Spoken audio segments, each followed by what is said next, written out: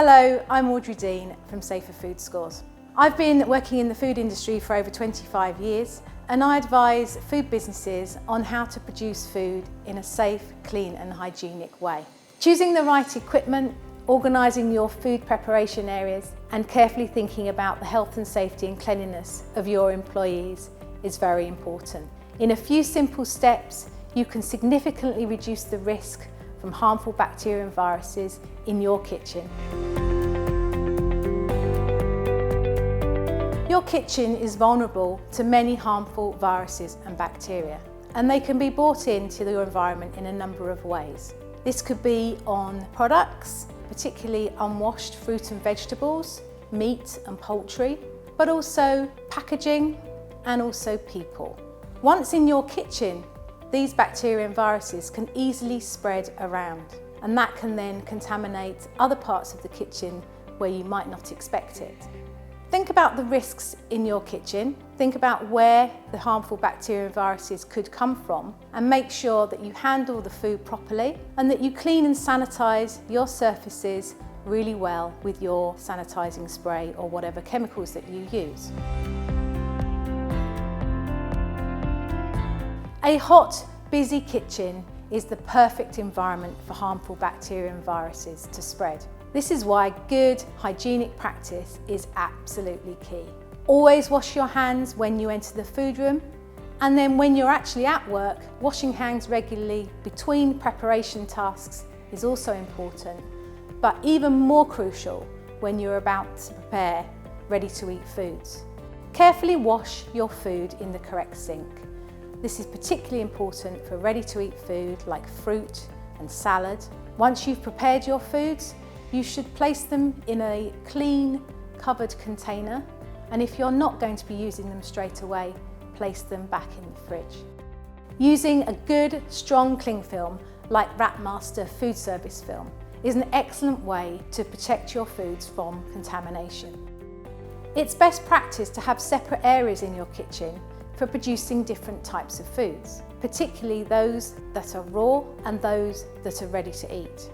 I recommend using Wrapmaster, as one of these can be placed in each of your separate areas. The handy stickers can be used to designate these as well, making it easy to see where they should be.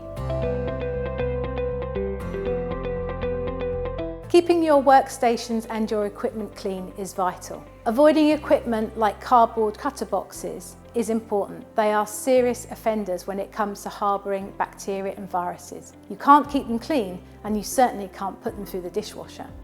Protect your equipment when it's not being used.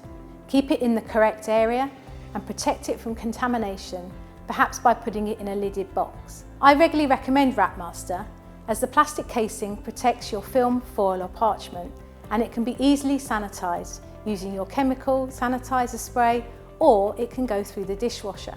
And if your temperatures are above 80 degrees, this will effectively sanitise your equipment.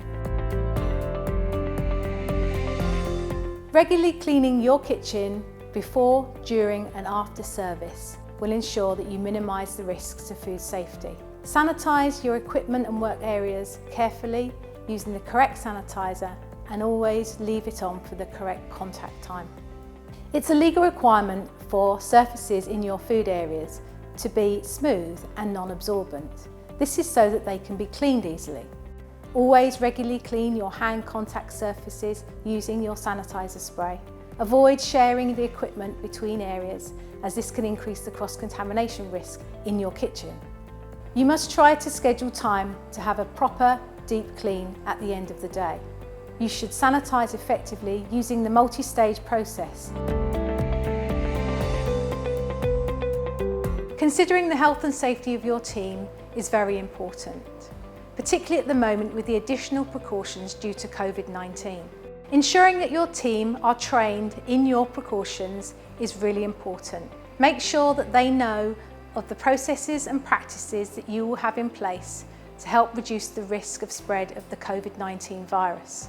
Consider organising your kitchen team into shift bubbles or fixed teams. You should try to stagger the times that your shifts start and when your staff take their breaks. This will help reduce clusters of people in your common areas. Ensure that your kitchen is well ventilated and that the airflow through the area is good. Wear any PPE that your company's risk assessment has deemed necessary. Ensuring that your staff keep up very high standards of personal hygiene is particularly important. Make sure that your team know that they need to tell you if they feel unwell at any time during their shift. They should be using blue plasters to cover any cuts or skin conditions, and you should always have a trained first aider on hand to assist if required. Also make sure that your first aid kits are fully stocked.